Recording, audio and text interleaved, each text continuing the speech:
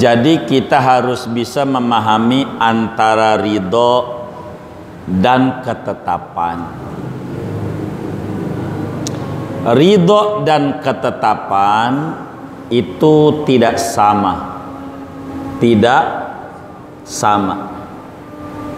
Ketetapan larinya dengan iradat Allah. Itu yang harus kita pahami. Ketetapan larinya dengan iradat Allah, kehendak Allah. Itu begitu. Itu ketetapan. Sedang ridho larinya dengan perintah Allah. Ketetapan bahasa lainnya izin Allah. Biar gampang. Ketetapan namanya izin Allah. Ridho namanya sejurusannya dengan perintah Allah. Izin dan ridho tidak sama. Tidak sama. Ketetapan ini untuk kita imani. Izin untuk kita imani. Ketetapan Allah ada yang enak, ada yang tidak enak. Bismillah, walhamdulillah, wal khairu, wasyarru, bimasyatillah. Yang wal khairu yang enak, wasyarru yang kagak enak, ketetapan izin Allah. Ridho larinya dengan perintah Allah. Kalau di sana kita melaksanakan perintah Allah, di sana ada ridho Allah. Ada ridho Allah. Ada kalanya ditetapin tapi tidak ada ridho, begitu. Ada kalanya ditetapin tapi ada ridho, begitu. Yang kita disuruh ridho pada yang berjurusan dengan perintah. Ridho Allah tuh adanya pada perintah Allah, bukan pada ketetapan Allah. Nah, begitu. Kita harus pahami. Manusia disuruh ikhtiar. Nah, kita harus pahami. Ketetapan Allah ada 4. Ini yang kita harus pahami. Ketetapan Allah, izin Allah ada 4. 1, ketetapannya ketaatan. Ketetapannya ketaatan. 2, ketetapannya maksiat. Ketetapannya tuh 2 maksiat. 3, nikmat. Ketetapannya nikmat. 4, cobaan. Ujian. Itu ketetapan. Ini ketetapan. Ada berapa tadi ketetapan? Apa-apa? Taat, maksiat, nikmat, ujian. Yang 4 ini tugas Allah. Tugas Allah. Iradat Allah. Yang netepin.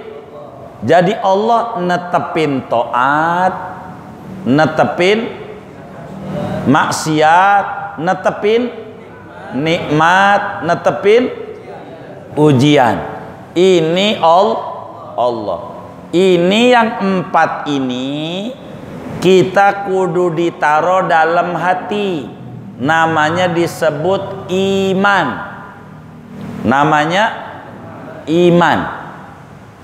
Yang 4 dipraktekan. Enggak boleh.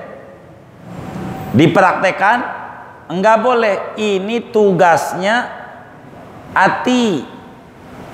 Hati kita kudu percaya ketetapan Allah, ada nikmat, ada ujian, ada maksiat, ada taat. Pokoknya yang 4 ini yang mana aja tuh, jangan keluar. Udah. Karena ini tugas hati, yang dipraktekan beda. Tuh, ini namanya disebut ketetapan. Ini mah tugas Allah. Kita ada tugasnya lagi. Enggak boleh tugas Allah kita rebut, salah. Kita ada tugasnya lagi. Yang 4 ini tugas Allah. Ada tugas kita 4 lagi. 4 lagi nih. Bila ketetapannya adalah taat, kita kudu sungguh-sungguh dan ikhlas. Kita sungguh-sungguh dan ikhlas. 1 gitu. Artinya dan tuh disertai begitu biar gampang. 1 takut dan 2 jadi ya udah disertai ikhlas. Sungguh-sungguh disertai ikhlas. Kalau ketetapannya taat. Itu 1 tugas kita. 2, kalau maksiat, tugas kita bertaubat dan menyesali. Ya, jangan pakai danda, disertai penyesalan. Biar kita paham. Taubat disertai penyesalan. 3, kalau nikmat bersyukur. Bersyukur. Tugas kita bersyukur.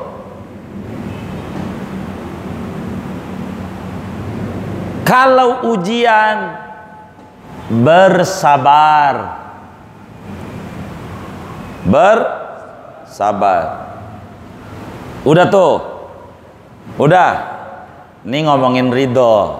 Yang 4 ini ada ridho Allah. Yang 4 ini ada, mana tuh yang 4? Diurut, diinget-inget tuh. Jangan sampai nanya, nggak inget ntar nanya lagi sama saya. Jawabannya ini lagi sayanya. Jadi diurut. 1, taat disertai sungguh-sungguh. Kita nggak usah ngomong taat. Kita taat nggak usah diomongin. Itu biarin Allah itu. Kita kudu sungguh-sungguh dan disertai ikhlas, sama dengan ridho Allah. Tuh begitu.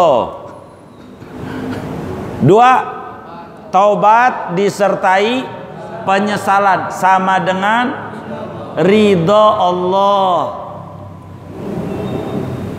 3, bersyukur sama dengan ridho Allah. 4, Sabar disertai ikhtiar. Jangan sabar doang. Sabar disertai ikhtiar sama dengan ridha Allah.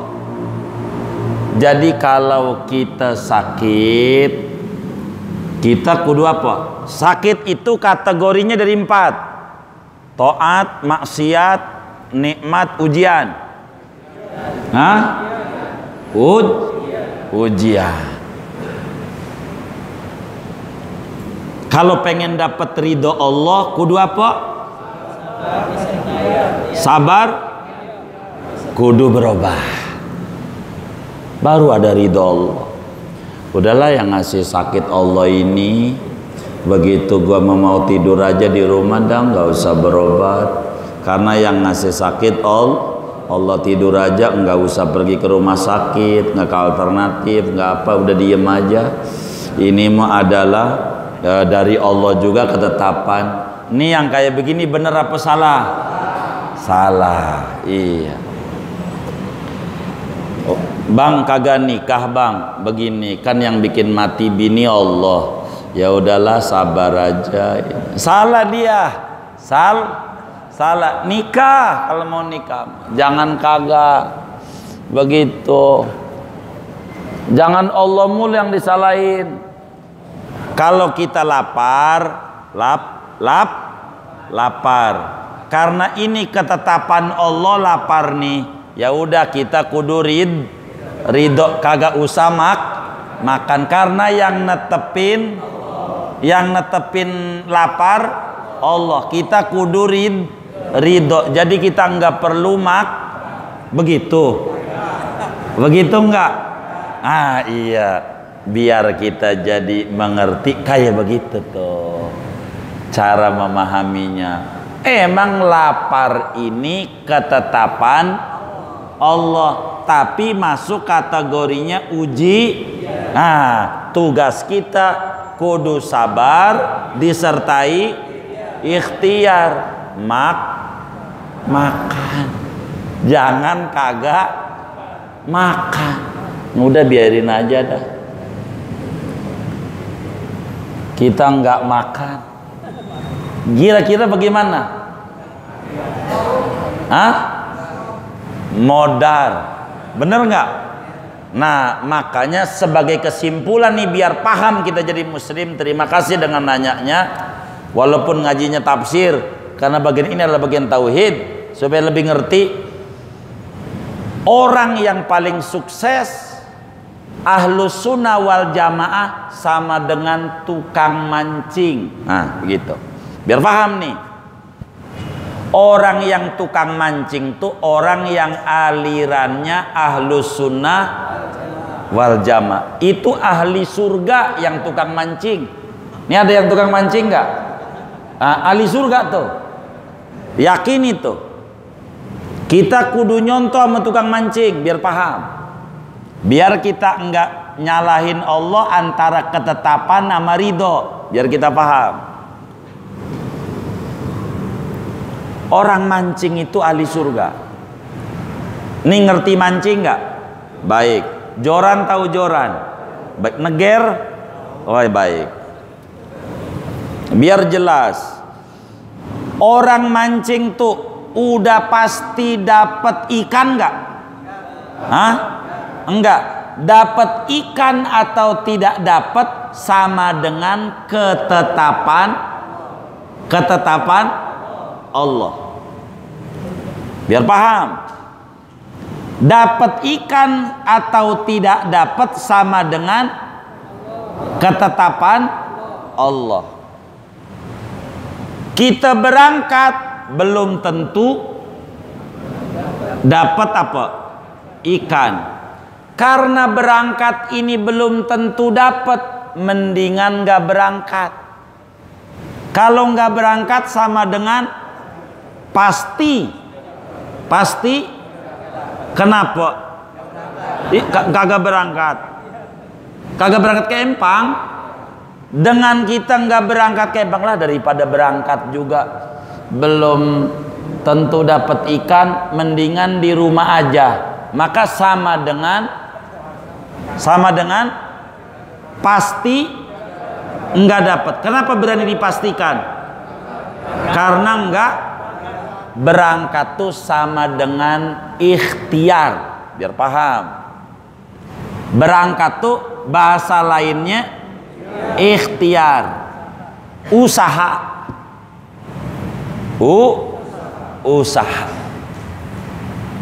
Ada orang pengen dapat ikan di rumah saja, tapi pengen dapat ikan sama dengan orang apa? Orang apa? Sama dengan orang apa? Hah? Orang apa?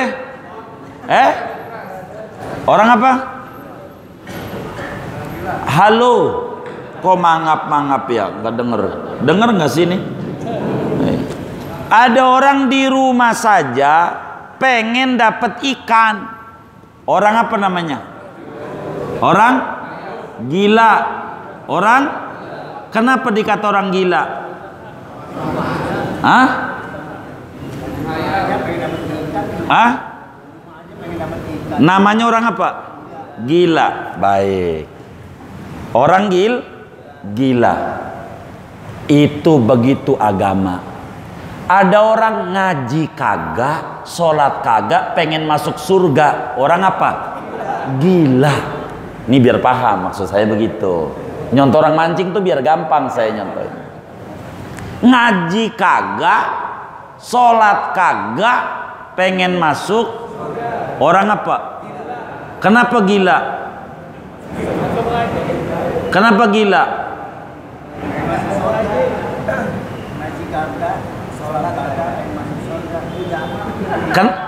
Kenapa gila?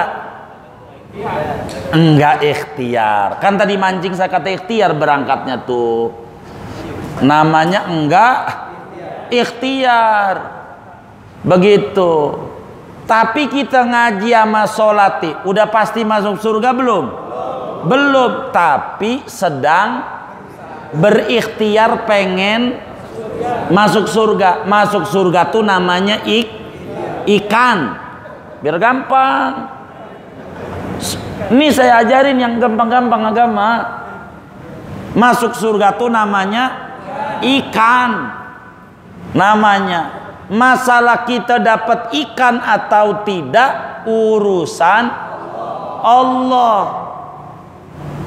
Tapi kita berangkat dari rumah nih menuju Empang, tugas Allah, tugas kita. Tugas kita. Pikirin pada kelas tugas biar dapat ridho Allah. Jangan pikirin tugas ketetapan Allah. Begitu. Urusan dapat atau tidak urusan, maka muslim akan sukses hidupnya kalau mengerti tauhid. Berangkat kita ke toko di Cipulir, tugas kita. Urusan untung atau rugi, urusan jangan pikirin, tapi maksimalkan pada tugas. Itulah kenapa kudu ngaji, kudu sholat, memaksimalkan tugas. Begitu. Di sini kalau pengen cari ridho Allah. Makanya saya juga bilang, saya demen sama tukang mancing tuh. Beneran sampai detik ini. Walaupun saya nggak pernah mancing, tapi demen. Karena dari teman-teman saya yang mancing, ada yang di Perigi Lama mancingnya, ada yang di Teluk Naga, ada Tanjung Kait, Muara Gembong, ada yang Ciseeng, Parung, gitu. Ada yang PLN, Kreo, PLN, Pondok Karya, ada. Begitu. Jamaah saya macam-macam mancingnya. Walaupun saya mancing, tapi saya pelajari dari dia. Ini calon ahli surga, ahlus sunnah wal jamaah. Kudu usaha. Begitulah cara muslim hidup. Udahlah, gua mau udah kodratnya jadi orang miskin kali dari sononya juga. Ini namanya orang kagak bener. Bukan muslim bener. Usaha dulu. Wah, emang gua mau takdirnya kagak dapet kali dah, gua gak usah mancing dah. Begitu. Orang benar apa salah? Salah. Kenapa muslim mundur? Kenapa muslim terpuruk? Karena banyak muslim tidak mau ngaji tauhid. Begitu. Sehingga enggak paham antara ridho dan ketetapan. Begitu. Kenapa saya sedikit panjangin? Karena tadi dari ridho dan ketetapan itu begitu cara memahaminya. Kalau ini paham, muslim kudu berkarya. Ada orang mencemooh kita, ada dua pilihan. Kita mau fokus sama kerjaan kita, atau kita mau diombang-ambing. Itu terserah kita. Begitu. Ada orang ngibulin kita, dagang, mesen mau bisa, bayar orang bisa. Ada nggak yang kayak begitu? Tuh ada katanya tuh yang dagang tuh. Bagaimana tugas kita? Saya udah bilangin sama Bang Mardan tuh, jangan pikirin Bang, puyeng, anggap aja kayak jenggot dicukur. Kalau jenggot dicukur makin dikit makin banyak. Ini lagi dicukur sama Allah, mau kasih banyak, dah biarin. Di akhirat punya kita juga. Ingetin, di akhirat punya kita, ganjaran dia buat kita. Ya udah, tutup, closing. Begitu. Jangan kita meremelek. Daya payah tuh orang. Mesen mau gampang bisa. Bayar aja susah, gua kayak nagih-nagih kayak pengemis. Padahal gua baiknya kayak apa sama dia. Kurang apa gua baik sama dia. Sampai jam 1 nggak bisa tidur. Yang kita pikirin tuh nginget kita nggak? Kagak, wong nomor HP aja ganti. Bener nggak? Nomor HP-nya ganti, kontrakannya pindah. Hah? Bener nggak? Kontrakan dia pindah udah. Kita paranin, nomor HP ganti. Kita nggak bisa tidur nih, ulah dia, ulah kita. Hah? Ngapa dikerjain? Itu nggak ngerti ridho tuh, begitu. Kita jangan, biar kita sukses. Ini tauhid ahlus sunnah wal jamaah tuh begitu. Jadi jangan ngomongin aswaja, tahlilan doang, tahlilan. Ini aswaja nih, itu doang yang diomongin. Ini nih biar paham. Udah malam segini aja. Wassallallahu wasallam ala Muhammad wa ala alhamdulillah rabbil alamin. Segini dah.